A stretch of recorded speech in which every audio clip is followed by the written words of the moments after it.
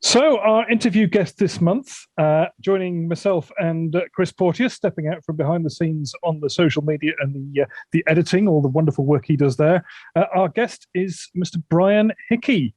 I'm sure many of our listeners will have seen Brian's work on the various Facebook groups.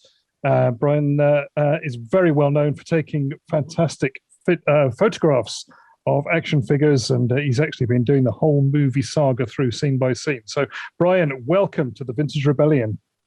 Thank you. It's great to be here, guys. Thank you so much. Thank you. No, we appreciate it. So, as we usually do, the very beginning seems to be a good place to start. Now, you're similar age to me, I would guess, so you'll have been there from the start with the original movie. What's your first Star Wars memory, Brian? What's your very first awareness of the whole Star Wars thing? Well, the very first awareness is my parents telling me and my brother about this movie that everybody was talking about. And they showed us an ad in the newspaper. It was an ad for the cinema. And it featured Darth Vader. I can't remember, there was obviously a lot of press ads at that time, but this one specifically had Darth Vader's image. I'd never seen anything like that before. My parents said, this is the guy they're all talking about. This is the scary bad guy. And everyone's talking about this movie, and we're going to take you guys to see this movie at the weekend. So that was the very first memory of Star Wars. Just happened, days before I actually got to see the movie.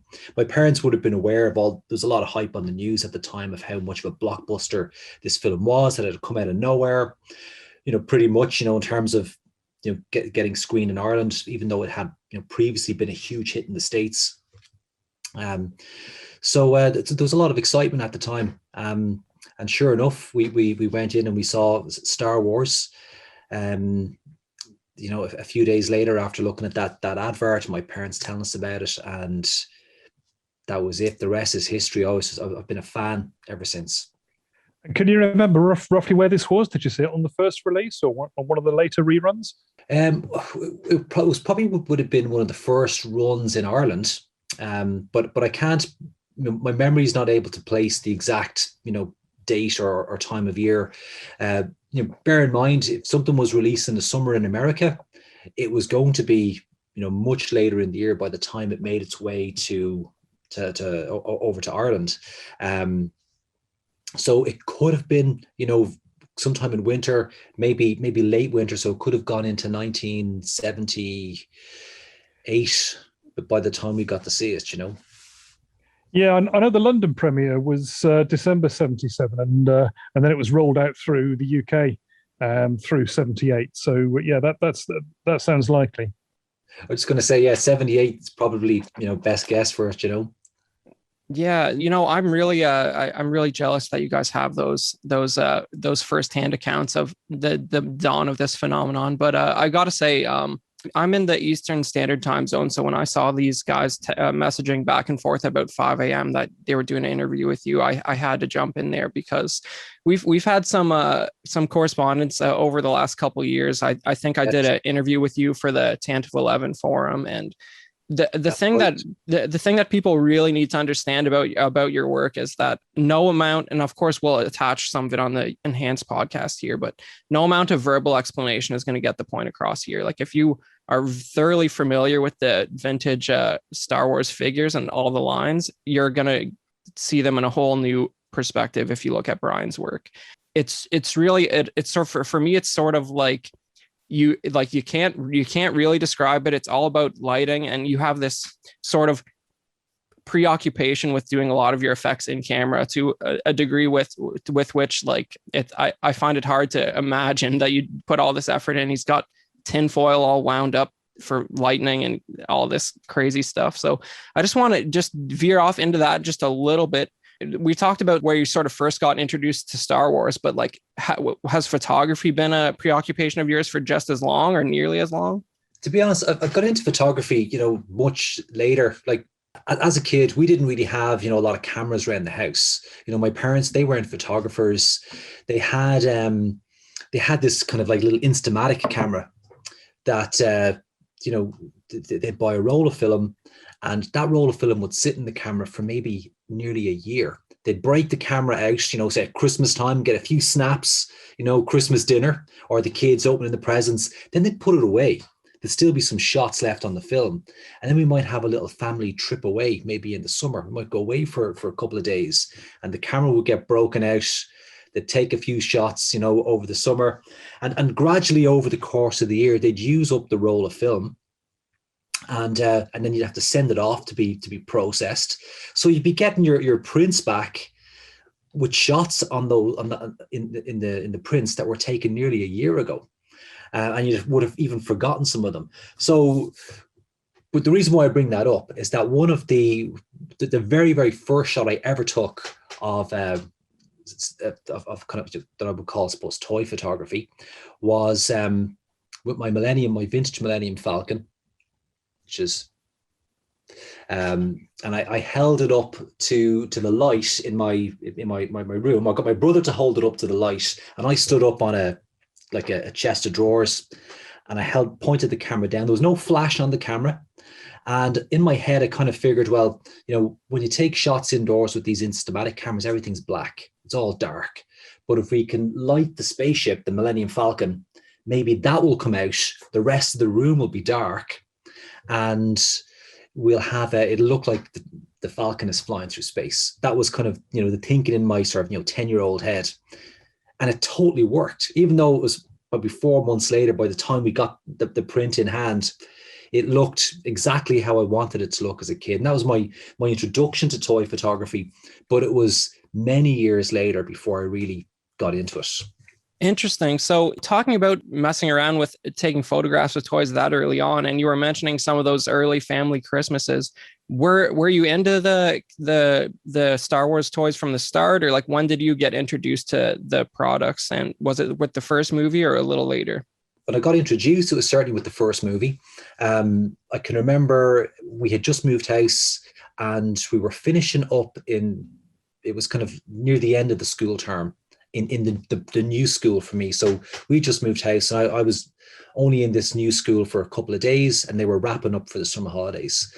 And I was probably maybe 9 at the time, maybe, you know, around 9 years of age.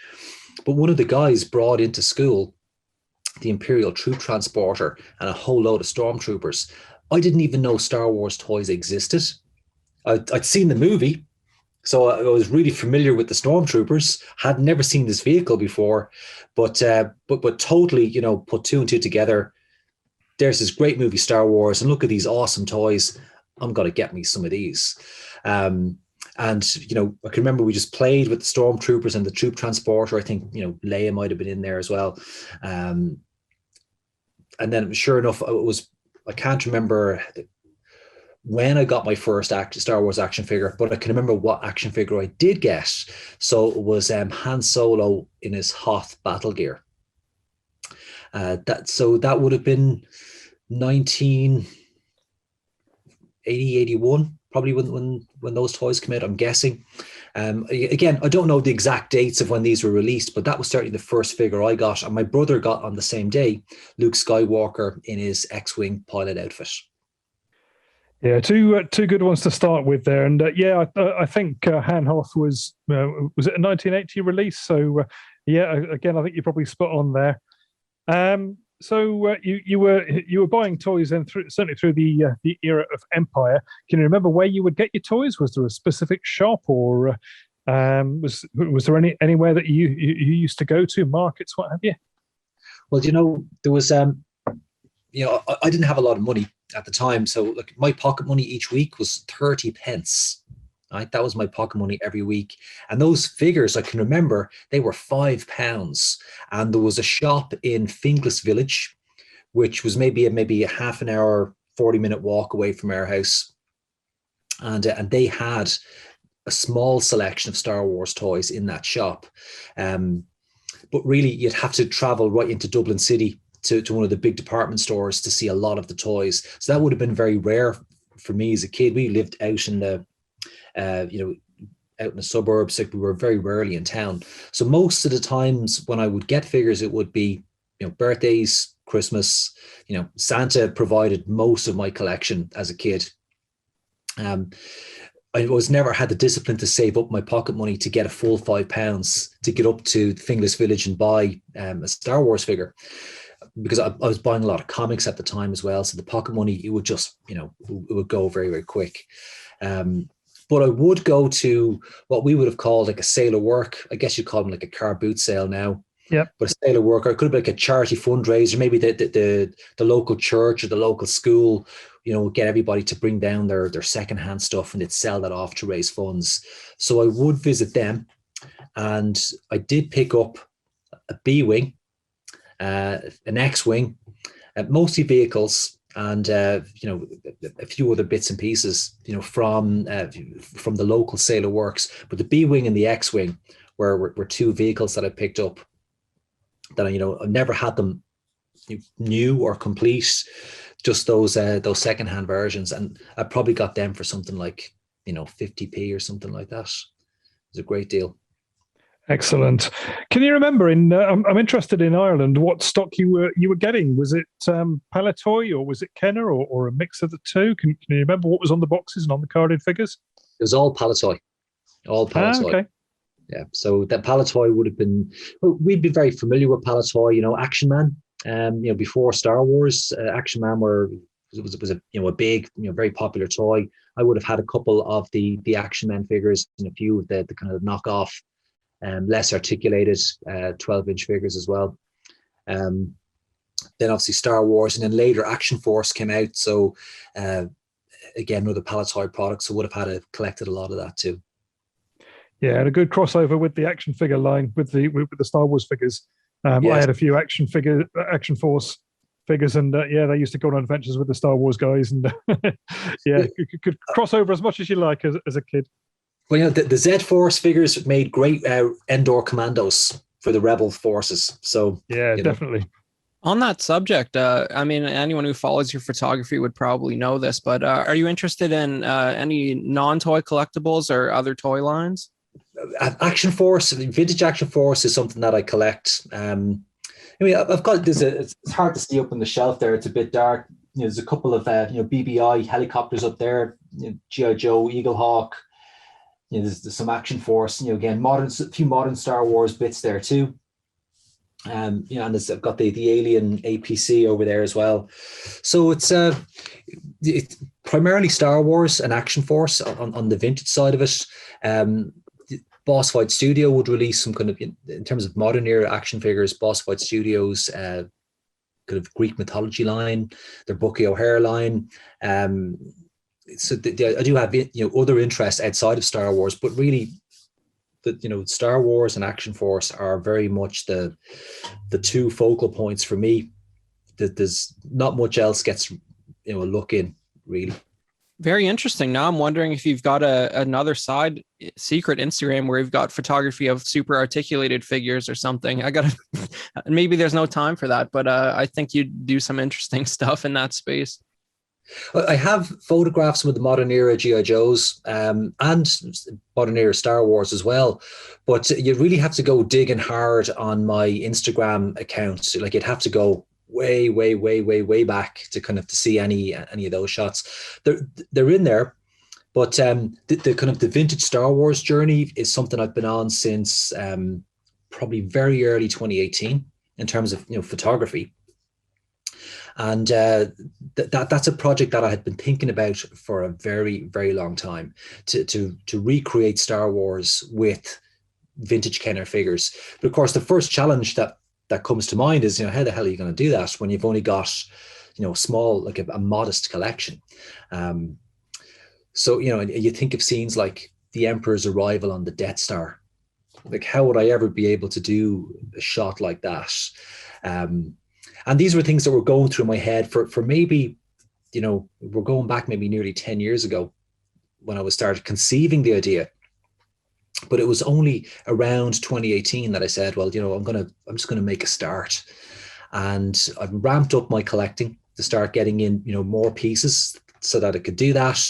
One of the first shots I did was actually Luke in Jabba's, he arrives into Jabba's palace. And I didn't have all of the, any of the expensive figures like Barada or Yak Face or anything like that. And I kind of fleshed out the crowd with some Cantina aliens, not strictly canon. But I was really happy with the results that I got. I like the look of it. And it just started from there. So tackling scenes that I knew I could shoot, say, Farm Boy Luke on Tatooine looking out at the twin suns. You don't need to have a big collection to do that shot. You just need one figure and a few props and some lighting. And it started there. So doing those kind of easier shots and then working up to some of the more ambitious shots. But when it got to a point where I needed to do those big, army builder set pieces, I had to reach out to the collector community. And I can remember very naively going onto the Imperial Commissary group a couple of years back and saying, look, I'm a photographer. I'm working on this kind of project. Is there anybody out there that I could connect with where, maybe I could use, borrow some of your figures to do this kind of shot? And I described what I wanted to do. And of course, I just got laughed off I just got attacked, and of course, like who's this, strange guy, this weirdo coming in here saying, can I have your really expensive collection, please? And I may or may not give it back to you. So I kind of had to knock that one on the head. It was a small setback, but I kept pushing on with the kind of shots I knew I could do. But I wasn't going to give up because I really wanted to do that shot. And there's other big scenes too, like the Battle of Hoth as well. I had no idea how I would do that. So I'm kind of, giving you the whirlwind history here, guys. So I finally, there was an Irish collector, a guy called Ken Costello, who I came across on a local website where people were kind of buying and selling their stuff, and there's a whole category there for toys. And I was checking that intermittently for for vintage Star Wars, which would come up from time to time. And met this guy Ken Costello, and it turned out he was local. He was in the same county as me, and I went to meet him to buy a couple of stormtroopers, and we got chatting, had a cup of tea, chatted some more. I started telling him more about what I was doing, and then he started showing me pictures on his phone of his collection, and it's like, could I borrow some of your collection for some photos? And Ken was like, straight away, no problem. He was straight in there. So with the help of Ken and a couple of other collectors that he knew, we were able to pull together a huge Imperial army for that big shot with the Emperor's arrival on the Death Star, and then some of the other more challenging shots like the Battle of Hoth, which needed big armies and a lot of set pieces, because we wanted to bring in elements of the the different play sets that had because there's a lot of Hoth related play sets produced at that time. So I wanted to get as many of those little pieces in there into those shots. So that was that was a great. I ended up doing a couple of really great shoots with Ken with his help, and that helped flesh out those more challenging scenes that my collection just wasn't big enough to do on my own. You've certainly got some shots with a really epic scale in them, and as you say, the Hoth scenes and the Emperor's arrival really stand out for me. Excellent shots. I mean, you say 2018 is the time that you really started thinking about getting into the action figure photography, and it sounds as if it was almost the photography driving the collecting in a way, that you were buying the pieces that you needed to pull off the shots. How did the whole idea come about? Well, I actually think that the photography for me is my way of playing with my toys. That's my kids are they're teenagers now, but when they were much smaller, we were picking up like Clone Wars action figures for them. Clone Wars was kind of was pretty big at the time, and they were watching that as when they were young kids. So we started buying the Clone Wars action figures, and I found myself buying a few for myself as well, and just displaying them in my office. A few modern era G.I. Joe figures as well, a few army builders, and as that collection started to grow a little bit, me and the kids we'd be break out the toys, and we would have battles. Like we'd be down on the floor and in the kitchen, and we just take it over. They'd sit up their army and I'd have my army, and we have a big battle. But But as they got a bit older, they kind of lost interest in the toys. They've kind of moved on to their other kind of interests now. But I still love to play with the toys. So the photography for me is a way of kind of playing with them. I get to set up very interesting scenes, or at least they're interesting to me. And I work with another podcast, the Full Force. So I was doing a lot of G.I. Joe related photography for the Full Force podcast at that time. And the Robo Skull image would be something that a lot of people would be familiar with, that was kind of launched through the Full Force podcast. But it was, I suppose, as I started to get this idea of a separate project for Star Wars, as I say, I was thinking about this for quite a long time. I wanted to do something that would be challenging, that nobody had done before. And while lots of people have photographed vintage figures, nobody's done the entire original trilogy with just vintage figures. I know there's groups of photographers have come together and they've, redone, say, the original Star Wars movie shot by shot using different, modern and vintage figures. And it's a collaboration of different photographers, but there's never been one photographer to do the entire trilogy with one toy line. So I said that would be a great project to do if I could pull that off. But I had to set some rules for myself. And one of the biggest rules was I have to do this as if it was me as a 10-year-old. So straight away, CGI was out. I couldn't use modern toy lines for props, because you can obviously buy loads of great modern set pieces to, for the Bespin, freezing chamber, the corridors and the Tanta V. But rather than go and buy them, I had to make set pieces, like exactly what I would have done as a kid. I would have got a piece of styrofoam out of a washing machine box, and that was a base. That's Echo Base right there. So it's so those they were the sort of my guiding principles. If my 10-year-old self could do it, then that's all I'm allowed to do. So simple arts and crafts and simple set pieces, but to try and make the shots look good, not shit. They had to look good. So had to light them well, compose them well. And because you just have to look to the original films for inspiration for that, because they are beautifully set up for camera. The way George filmed them, they're beautifully lit, beautifully composed. So that was kind of my guiding inspiration as well, to try and be as faithful to the original movies as possible. So I want to dwell on that a little bit. So these rules you sort of set for yourself. You explained the approach beautifully. And I mean, the best way to think about it from my perspective is like this: when a kid's playing with these things, this is what they're imagining. They're not seeing their hand hold it and move it around. They're seeing more cinematic lighting than's actually going on in their living room at the time.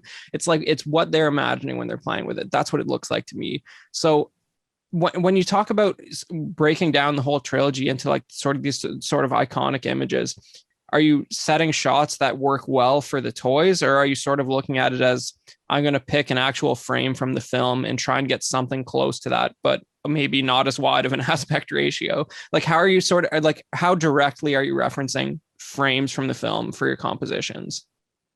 Some of the shots I would just kind of do from memory. And then later, when I might see scenes from the film, I'd realize I remember things very differently from what's actually in the film, because there'd be a lot of things that wouldn't sort of match up. But as I kind of progressed through the project, I started to reference the films a lot more. And a really good example for me is that when I was doing the Bespin freezing chamber, I started to compose some shots for that, some set pieces, and set it up. And I wasn't really happy with the results I was getting. So I said, well, you know what, maybe it wasn't looking the way I wanted it to look. When I wanted to zoom out and see the Bespin freezing chamber and get that group shot in there, I couldn't get that right. I was really unhappy with that. I could zoom in and get kind of close-ups of some of the characters, like when Luke and Vader face off. That was working for me, because there's no detail in the shot. It's just lighting. It's just mood. The set pieces are all, they're not important in the shot. It's about the action figures and how they're posed. But when I wanted to get that establishing shot, that wasn't working for me. So I had to start looking at the just got that scene up on YouTube, took a few screenshots from that, and I started to study it and pay more attention to how that was set up. So I knew I didn't have the props to create what looked like a convincing freezing chamber. So I had to go and think about, well, how could I make that? How would my 10-year-old self make that? This kind of circular patterned floor with a pit that Han Solo could be lowered down into. And so I started constructing a simple cardboard base, with a circle in it that I could drop Han Solo into. But how could I create that pattern, that kind of circular grid? And I found a salad bowl in the house, which was absolutely perfect. And I kind of get into a lot of trouble. Sometimes my wife sees me looking at something, and she knows, no, you cannot have that for your photography. So, but the salad bowl, it's one of these things. You put your salad in it, and you can rinse it out, and you can spin the lid, and it shakes off all the water.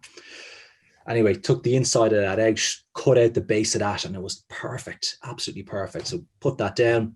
I now had my floor. And then for the actual staircase leading down to that, I found this massive print cartridge in a bin out where I worked. So there was a printers nearby. They were throwing all their garbage out into a big skip. And the skip was overflowing, and on top of the skip was this print cartridge. Like, the thing was huge. So again, I was kind of looking at it. I picked it up and I went, yes, this would be the stairs leading down into the freezing chamber. And then I made the crane that lowers Han Solo in. That's just made from like a yogurt lid and stuff stuck onto that. Like raw plugs and bottle caps. And then the whole thing's just spray painted. I don't go into any kind of fancy weathering work or anything like that. It's all just, flat, solid colors, grays and blacks. And then just some, clever use of lighting to kind of illuminate certain areas of it. And it started to work much more slowly, much more carefully, much more methodically, building out that set. So that's a set that I worked on for a couple of weeks before I was actually ready to go and do, like version 2 of that scene. And I was so much happier with version 2 when I shot that. The lighting was right. The placement of the figures was much more, faithful to the movie. And then the set pieces were, again, they were just much better built. There's like a vintage collection freezing chamber that just came out, which is basically a glorified floor piece. But you almost, it's so out of focus that you almost don't need to go there.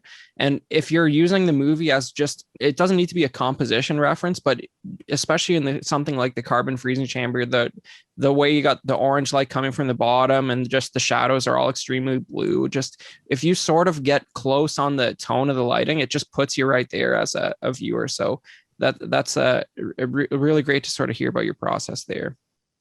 It was a fun one to do. And once I kind of saw the results that I got from that, I was really pleased with that result. That was that sort of set the tone then for me in terms of being a bit more careful about the planning of the shots and kind of much less, not just rushing in. Sometimes it happens quick. You get an idea and it's, grab a few bits and pieces, you set it up, a single light, click, and it works. But that's very, very rare that you get a good shot that easy. Most of the time you have to work at it. So the shots that I finished the photography over a year ago for the full 3 movies, but I've only been revealing, one shot at a time. We've only got a couple of weeks left to go before we're finished. But in that time, I've actually reshot probably nearly half the shots. So a lot of what I did back in the early days, when I got into the latter days of the shoot, I was like, God, those early ones don't look so good anymore. So I redid a lot of the early stuff, and I'm much happier about that too. Well, that's a good point, because I do remember when we did that previous interview for the Tantive 11 forum, I used some pictures in there that I was looking back recently, and I was like, that's not how I remember the sort of some of the Endor scenes looking. And it's really great for me to see sort of the fact that you're not happy with it, you're still working on your technique with this kind of thing. And even a year down the road, you're sort of looking like, well, maybe if there was a little bit of backlight over here, the shot would the characters would be a little more highlighted or whatever it is, right? So what sort of inspires you from a photography standpoint? Like, what are you watching out there? What sort of what keeps you interested in sort of trying out new techniques? It's hard to put my finger on it. It's not just kind of one thing or one simple thing that you could just say, yeah, that's what it is. There's something. Professionally, my career is as a designer, and I use the term designer, but it's quite broad what I do in my career, which does sometimes includes photography. But there's definitely kind of a visual art or visual design part of who I am, what I do, and that's always there. So when it comes to the toy photography, I'm always trying to improve, but that benchmark of what I consider to be kind of good or what I'm aiming for, it's just something in my head. I can't say, I want to be as good as Kim Simmons, or I want to create scenes as good as George Lucas. It's not like that. It's just it's this kind of personal definition of what is a good shot. So I'm trying to meet that all the time, and sometimes I get there, and sometimes it falls short, and then I have to kind of go away and try and reinvent things a little bit to kind of to increase the quality of the shot. So it's kind of like a personal struggle to just try and get better shots that meet my own definition of better, not rather than matching it to anybody else. So just to further just dive deeper into the photography side of things, while I have you here, because I will totally capitalize on that opportunity, despite whatever the listeners want to hear about it. I'm running the show here today, guys. But so where does this compulsion to do all the effects in camera come from? Of course, as someone who's has had some interaction with Kim Simmons, and you've probably heard some of his talks at Celebration and Collecting Track and all that. There was even with the Kenner box photography, there's a workflow of effects being done with airbrushing, this and that. Like the Emperor's arrival on the Imperial shuttle box is a great example. The sort of runway lights were added on afterwards on the original box. Where does the need to do a lot of stuff in camera come from for you? Because you go to some extraordinary lengths to accomplish that with mirrors and LED rods and all kinds of things. So like, why must you do that? It's a lot of fun to do it in camera. If you can achieve something that looks really good, there's a great sense of yes, when it comes together. And there have been moments where in my studio I've let out that roar of joy when something has just worked. There's a fun element to it, but there's also again, it's going back to those kind of guiding principles. I had to be able to do something that my 10-year-old self could do. So the stuff that I said, there's nothing complicated really about it. It's just creatively using very simple tools and props, and then applying that with a sort of creative use of photography. So if I want to get motion blur in something, one of my favorite shots that it was really, really simple shot. It's the Millennium Falcon speeding through the Rebel fleet as the fleet's kind of getting ready to head off for the Battle of Endor. And it's the die-cast Millennium Falcon on a stand. The stand is black. You can't see the stand. Those are the black background. In front of that, I have the Rebel transport, the Kenner Rebel transport. And then behind that, I made a set piece to look like a Moncal cruiser. And it's just a huge piece of wood with plastic bottles of different sizes, glued to it. And the whole thing's painted gray. And then I just paint on the, white blobs to represent kind of lights of different sizes, in horizontal strips across it. And it looks like a hunk of junk. But when you take a photograph on like a 2-second exposure and you very slowly pull back, the Moncal set piece and the Rebel transport, but the Millennium Falcon is in the middle and that's not moving, that stays really sharp. But the two pieces that are moving in shot, they come out blurred, and you get that effect of the Falcon flying through the fleet.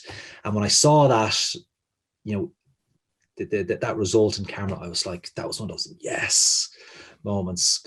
And very simple, like, nothing complicated about it. And, natural motion blurs is a technique photographers have been using for, many, many, many decades. And so there's no even innovation in it.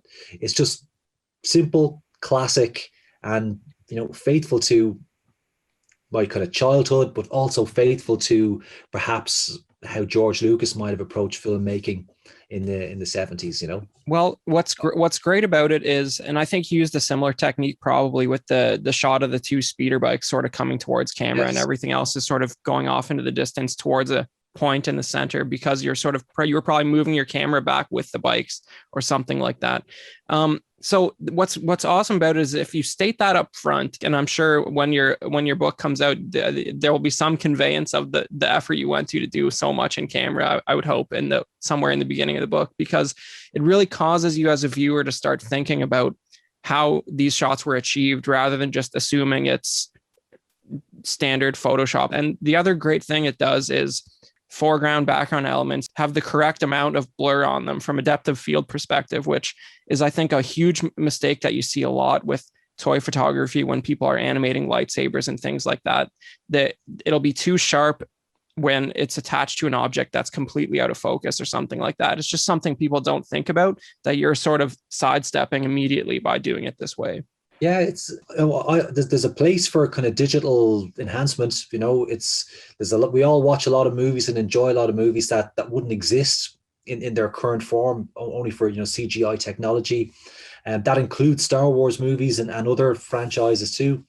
And as a designer, I use Photoshop a lot, but it's very refreshing for me to kind of step into a field that removes all of that stuff. Like, there are, I do photograph digitally, and everything gets kind of brought into Photoshop, and I have to kind of process the colors in Photoshop. But it's not like a collage of I'll photograph the speeder bike here, I'll photograph this thing over here, and this thing here, and then I'll just build a montage in Photoshop. Which, again, that's an art form in and of itself. There's artists who can do that and make it look magnificent. But this is something different for me. It's a little bit slightly more analog in the approach, and it's a lot of fun. One of the queries I had, Brian, was the techniques that you use for the Force ghosts and the holograms. Yeah. Is that a double exposure, or how have you managed to achieve those? Well, there's two ways that I do that, and I have to give a shout out to. Really, there's a YouTuber, I think his name is Pancheesy, where I first saw that technique used. And what he does is that he has his set piece. He's got his shot set up. He's got the character in shot, and what you don't see is that there's a pane of glass between the action figure and the camera, and then he's projecting onto the glass some sort of, it could be like a lightning effect or whatever, and it's just on, maybe on a tablet, and it's projected onto the glass, and then when he lifts the glass out of the shot, the effect disappears. He puts the glass back down. There's the effect. So I use his effect to create the Force ghosts, or at least that's one of the effects I use. So when Ben is kind of coming out of the snow and the storm on Hoth to kind of tell Luke to go to Dagobah, that is I've got the Luke Hoth figure in the foreground. I've got the die cast Han on a Wampa figure in the background, and then in the middle is Obi-Wan, which is an image I've comped together in Photoshop, but it's projected from my laptop. It's just reflected onto a piece of glass between the two figures. So that's how I created that. But and I've done that as well with the hologram Leia. It's just the action figure of Leia photographed separately, and I make the hologram effect in Photoshop, but I reflect it onto a piece of glass, which is set between the camera and then when we have Luke and R2 and 3PO. And you're just trying to line everything up. So to the naked eye, when you're kind of standing in the room looking at it, things don't align. But when you come down to the level of the camera lens, everything lines up perfectly. And then it's just a case of getting the depth of field right so that everything's in focus and it looks convincing. And brilliant. It's an old magician's trick, isn't it? But it's so effective. Pepper's Ghost, which I didn't even know that term until I discovered the term Pepper's Ghost later after I'd been using it, and then realized Pepper's Ghost goes back to the 19th century. It's well tried and tested. Excellent. What about some of the other effects? I mean, you get lasers and explosions in your space battles. How do you get those lasers? Because they look fantastic. They're drinking straws with just a light. So you get these little. There's a couple of ways you can do it. Sometimes, the straws are kind of on stands, which you can't see the stands. They're out of the shot, and the straws are coming into the shot.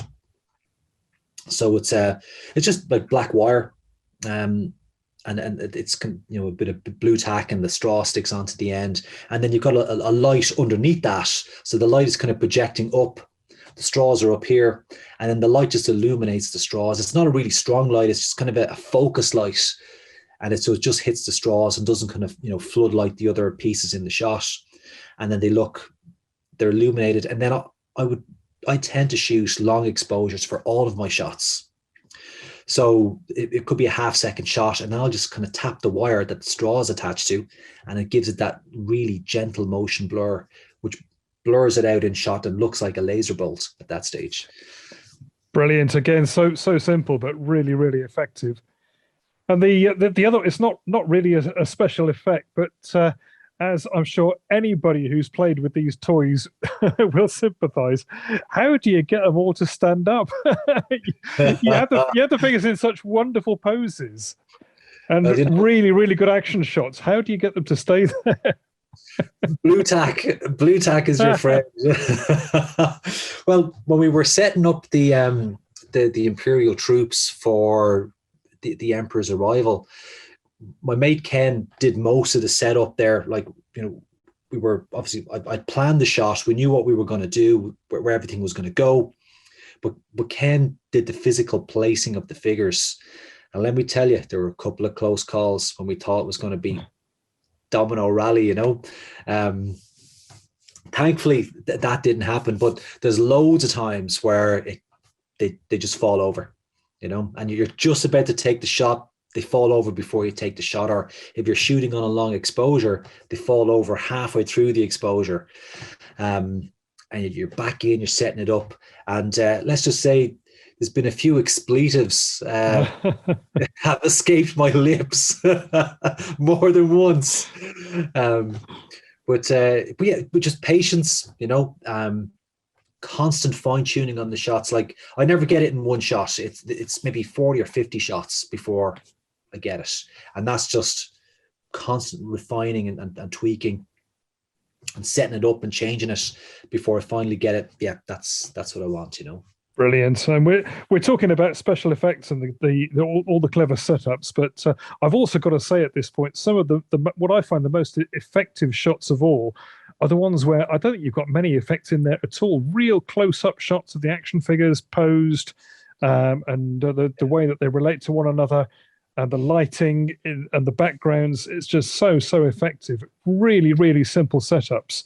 But I think the way you do them is just fantastic. So yeah, congratulations on the way you do those more simple but really effective shots. But that's one of the, you have to hand it to the toy designers, because they made beautiful action figures. I mean, they really are great. So you look at those Kenner action figures, they are, just masterfully sculpted. And if you look at toy design, okay, it's all about, you're taking the human form, you have to abstract it down to kind of simple shapes. And you look at Playmobil and Lego, that's where they've taken the abstraction to very extreme levels. And that's a great aesthetic. But with the Star Wars toys, they managed to kind of get that right blend of kind of abstraction and detail that makes them, I think, very, very unique. And so that they're very aesthetically pleasing to look at. And when you get in close with the camera, and I'm thinking specifically, there's the shot where Leia, that scene in Jedi where she, defrosts hand from the carbon chamber. She releases him from the carbon chamber, and she takes off her helmet, and reveals that she's there, she's rescued him, that she loves him. That's a very intimate scene, and to try and capture that with the action figures was a real challenge to do that in terms of how they were set up. And I knew I had to get the pose pretty good. I needed the lighting to be really good, but the quality of the detail in the action figures and the design of the figures really just made a difficult shot a lot easier to achieve, if that makes sense. And that's something I've really noticed with your shots of the vehicles as well. It's like, and this is something that's sort of often remarked with like modern Star Wars figures, like the Black Series figures, that the sculpt is totally there. It's just that for budgetary reasons, they can never quite paint it in a way that really makes it really come out in the way that it was designed. So you see these customizers who do these remarkable paint jobs and weathering on modern products and just make it look borderline like a film prop. And I think this is something I commented on some of your Instagram shots, but like, you really, when you sort of hit those vehicles with like a hard light from the side, where you really start to bring out all the little details in the mold, you see how much work was actually put into these things, that when you have them in soft light, all that almost goes invisible. It's like the original Falcon. If you look at the top of that, all the sort of molded details on top of the Falcon, it's really got almost everything that the new Galaxy's Edge Legacy Collection version does. It's just that they couldn't paint any of it, but a lot of the screen accurate details are there. It's just that until you see them in a way where all that stuff is highlighted, you don't really notice it quite as much. And I think one of the great things about a lot of your vehicle and space shots is that you get to really appreciate how much work was put into these things originally. You're absolutely right, Chris. There's so much detail in those vehicles. In fact, there's a book, I think it's called it's a Steve Sansweet book. I think it's called the Star Wars Action Figure Guide. I could be misremembering the name of that. I do have it back there in the library somewhere. But it features all of the Kenner releases and all of the Power of the Force 2 releases. It's everything from those two lines.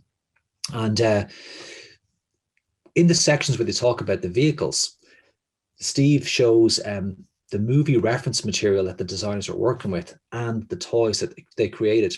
And what you realize is that there's detail that you can't see in the movie that was supplied to those toy designers, and they worked it in. They're really, whether it's the escape pod for the Land of the Jawas playset, like that is spot on to the movie prop. All the detail kind of underneath the Rebel transport. Again, it's really faithful to the reference material that they were given, which we don't even get to see in the movie. So the toy designers did a quality job of kind of bringing all that detail to life, for sure. They really did, the way that you're showing them in the photographs, it really does highlight all that wonderful detail, and it brings home why we all love those toys in the first place, I think. So out of all of the photographs that you've done, and as you say, you've now completed work on all of the original trilogy, which would you say were firstly the most complicated shots to do, and then which ones are you most proud of? Okay, wow. Well, the most complicated shots to do, God, there's some of them that were particularly challenging. Well, one of the biggest, trying to do the Millennium Falcon in hyperspace, was a challenging shot in terms of how I would actually create that effect. So there's two views there. You've got the view of kind of Han and Chewie in the cockpit, with the camera behind them, and you can see through the cockpit glass, the hyperspace. And then there's the other shot then, which is the full vehicle of the Falcon, flying through hyperspace. So that was a challenging one to do, because you can't use the actual Millennium Falcon toy to create that interior cockpit shot. You can't get a camera in behind them, for number one. And then number two, how do you create hyperspace without using Photoshop? So I had to really think long and hard about how I was going to set that up. So what I ended up doing was I had to build a fake cockpit. Quite simple. It was just using kind of, strips of paper to create the kind of the cross beams of the Falcon, pilot's canopy. So that they're just strips of cardboard kind of stuck together. If you look at the shot, you can actually, it's really obvious what it is. There might be a bit off like a yogurt carton or something, at the front of that, to get that kind of circular piece at the front of the cockpit. The actual control desk, I think, is it's something like a blaster that came with a G.I. Joe or a Captain America 4-inch figure. And it's laid down on a small kind of Lego block in front of them. So that's the control panel, I should say. And then they're just kind of sitting down. I found these, they actually came as packaging with it for another vehicle that I bought. They were there to hold the vehicle in place in the pack. So it's plastic strips, cut them out, and I stuck them in. They look like the backs of chairs. So it's cobbled together with junk, the entire cockpit, totally fragile. Like if you sneezed on it, or looked at it the wrong way, it would collapse. So that was, but it was big enough that I could sit them in there, it looked convincing, and I could get a camera in behind the characters. And now it looked like the interior of the cockpit of the Falcon. But then how would I create the hyperspace effect? So I had to think about that one for a while. And what I came up with was I could get a bucket. I could glue a light to the base of the bucket on the inside. So it's a black bucket so that it doesn't reflect any light itself. There's an LED glued to the bottom. And then on the top of the bucket, I just sellotape strips of clear tape, Scotch tape. And they would illuminate from the light inside. But then again, you shoot on like a 2-second exposure, you move the bucket slightly, and all of a sudden those strips of tape glow like the kind of the waves of hyperspace, and that's how it created that effect. So that was it's a very simple shot visually when you look at it, but to create that effect and to do it all in camera took a lot of figuring out how to do that. So that was quite complicated.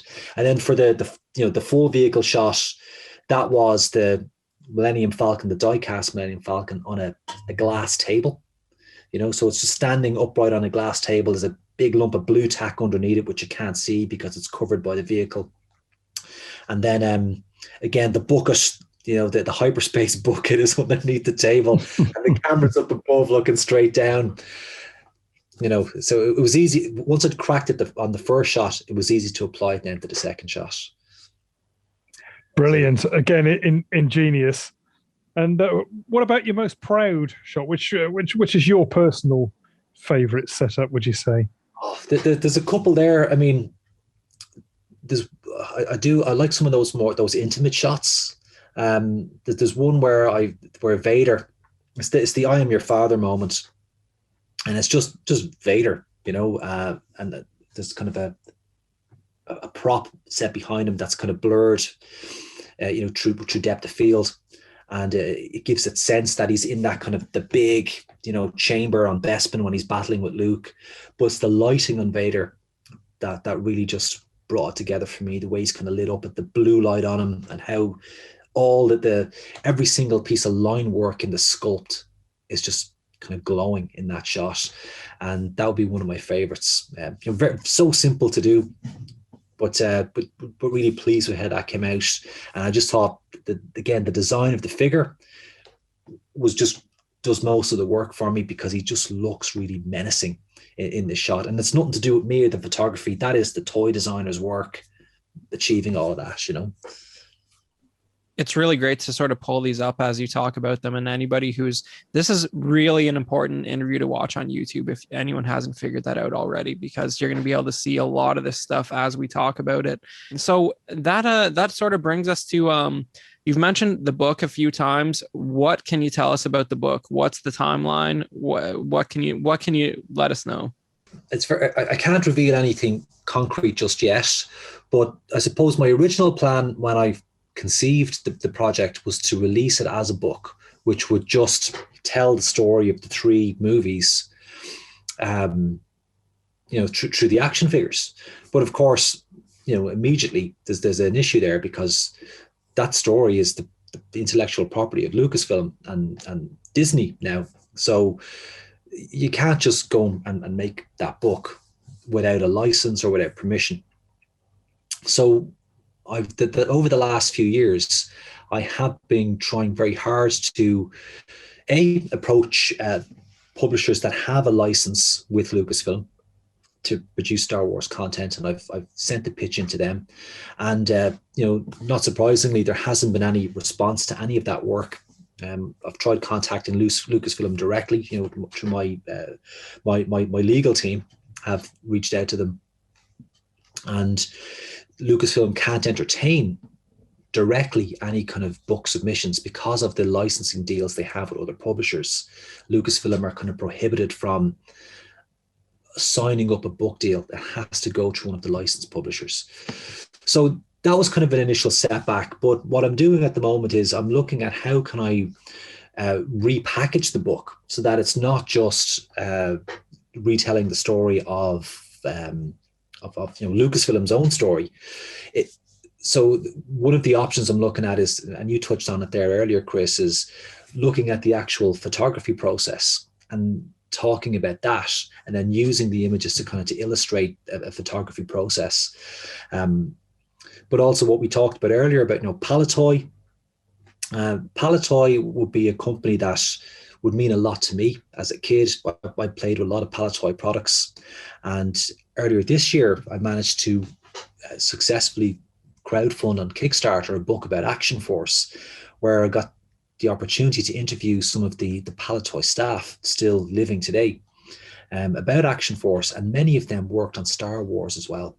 I think there's a great story to tell there, I think that collectors will be interested in, because there's a lot of variants that were produced by Palitoy. You've got the cardboard Death Star playset that was produced by Palitoy, by Bob Brecken, or designed by Bob, I should say. There's a great story there in terms of the Palitoy company up in Colville, and then how it was eventually disbanded in the 1980s. So to somehow kind of weave that in as well. So it's to create a book that would tell kind of, a personal Star Wars story for me. They're looking at Palitoy as a company, looking at the Palitoy products, and then kind of blending that with photography. And that will give me opportunities to showcase a lot of the shots that I've done. There's probably over 500 shots that I've taken. The one I'm showing on Instagram and on Facebook will probably go up to about just over 300. So it's not even showing all of the shots that I've taken, because there's a lot of kind of not every single shot or scene is included on Facebook. I've held back on a lot of stuff. So the big challenge will be kind of trying to select or curate, a couple of hundred shots that would go into the book to support this kind of story. So that's something that I'm working on at the moment. I mean, it really is important for me that I don't infringe on the IP of Lucasfilm or Disney. I believe there is a way to do that, but the actual fine detail hasn't been locked down just yet. But a lot of work has been done. I'm very close to getting that finalized, and the plan is in the first quarter of 2022 to kind of break a bit of news about the book itself. And all going well, it's something I'll be able to bring to Kickstarter, and hopefully we'll be able to get that funded and turn that around, fairly quick, because pretty much the book, the visual content already exists. It's just some of the text content would have to be, finalized, and we'd have a book ready to bring to market. We wish you all the luck in the world with that. It sounds fantastic. It's a book that I would definitely be interested in buying, as I'm sure would many, many of our listeners. So, we will look forward to hearing more news on that with great interest. Thank you. Thank you. In terms of photography, do you think you're largely done with Star Wars now? Have you got any future projects in the pipeline? Perhaps with are you going to buy all the modern figures and do prequels and sequels, or are you going to do more Action Force? What's coming up for you? What's making your creative juices flow now? Well, do you know what? What I've learned is that I could probably photograph the original trilogy all over again with vintage Kenner figures, and reinterpret many of the shots that I've done. And, different angles, different points of view, reimagine some of the scenes a little bit differently. They're great toys to work with. I'd never get tired of working with the vintage toys. And I know there's a great customizer on Instagram, Jedi Akira, and he sent me a few of his customs, and I really want to do some shots with some of his custom figures in situ. So he customizes the Kenner figures, and he does a great job of them. So I want to show some of them in some of the shots as well, to showcase them. So the vintage stuff, that's something that I will continue to work with. The mini rigs is something that doesn't get a look in at all in the movie footage, but yet they're some of the best toys that I feel were produced in that era. So they're definitely props or vehicles that I want to kind of work into a whole separate series of shots with the mini rigs. Not for a specific project, just because they're just so awesome to work with. They are. I did see the MLC3 just crept into one or two of the Hoth battle shots. So. Yeah, yes, indeed, that's in there. The Cap 2 is a favorite of mine. So that's something that just needs to get a lot more kind of screen time. And as well, of course, the Rebel Endor Ranger, Forest Ranger, is another great vehicle that would be a lot of fun to kind of to work with. So that's definitely something in the Star Wars sphere I want to work with. Again, they won't necessarily be specific to Star Wars movie scenes, because none of those vehicles are in the movies, but they'll be really fun to photograph. There's obviously Action Force is something that I photographed a lot of for the Action Force book. There will be a volume 2 for Action Force, so that is something that's going to happen in 2022. That's kind of breaking news. We haven't revealed that to anybody, so there's an exclusive right there. Total Action Force Volume 2 with my good friend and co-creator Paddy Lennon. So there'll be more Action Force shots in the pipeline next year. I would love to do the prequels in the style that I've done for the original trilogy. I love the prequels. I am a huge fan of those 3 movies, and so that would be great to do. And a lot of those figures were released, again with 5 POA. So a lot of the constraints that I've been working with, that I'm used to working with the Kenner stuff, they would still apply there. I might allow myself, I won't go CGI. That's not my style. I won't go CGI with them. So whatever, trying to create scenes like, Coruscant or some of the big city scenes or Naboo, they're going to be really challenging. I wouldn't even, at this point, even know where to begin to create some of them. But I know it would be a lot of fun to work on the prequels. So I'd love to do that. But I have very few prequel pieces in my collection. A couple of figures, that's about it. No vehicles. So I'd have to find somebody who's got a very significant collection who would let me use them. Yeah, the problem with that is they did make a lot of that stuff. It's not like the vintage toy line where a lot of the set pieces, you had to use your imagination. You have a Royal Naboo starship and like the Theed power generator plant. They actually made a lot of these ridiculous things that you'd have to include to some degree. Yeah, so I would need to have a massive budget for collecting, or find somebody who's got that collection and be willing to work with me on it, But I'd love to do that. But look, there'll be lots more photography for me in 2022. I'll be finishing up the Return of the Jedi run there's actually 2 weeks left. So that's all that's left, and then Return of the Jedi will be finished. And I'm not sure what I'm going to take the rest of the year off, and then come back in January with some new shots then. Fantastic. We'll look forward to that. And that's been a really great interview, Brian. We've learned so much about you and your childhood, growing up, your photography, what motivates you. I think that's going to be really, really interesting for our listeners. And the big question that remains: where can we find you? And anybody out there who's not come across your work, whereabouts on the internet can they see your fabulous images? Well, the best place is if you can get on Instagram, instagram.com/Brian the Hick.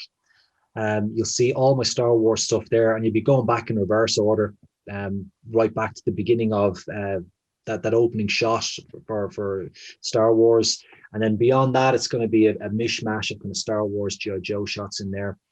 But if you're in any of the Facebook Star Wars groups, so groups like the Imperial Commissary, let's see, the Bespin Prime, Vintage Star Wars Alliance, Star Wars SoCal, South California collector groups. There's a whole bunch of groups in there, about half a dozen that I'm a member of, and they're happy to let me post my Star Wars shots in there. So some of the UK groups, which are very focused on buy, sell, trade, and I get that, were less keen for me to share the shots there, but I totally understand that. They're very much about selling and buying figures. There isn't really any space for Star Wars photography there. Well, we're going to be sharing those shots, and based on when this episode's coming out, you can probably see the totality of Brian's Star Wars Instagram posts up to the end of Return of the Jedi, at least as much as he's going to share on Instagram by the time this comes out. So you should definitely check that out and run through that. And I just want to really thank you for spending the time with us to do this interview today, because I feel like I've been following you as long as your Instagram has sort of been in the vintage Star Wars collecting cultural zeitgeist, which seems like a couple years to me at this point. And it's been really great having this chat. I really appreciate it. Guys, thank you so much. I love talking Star Wars. I love especially talking Star Wars toys and photography all at the same time. So this has been great for me. Thank you.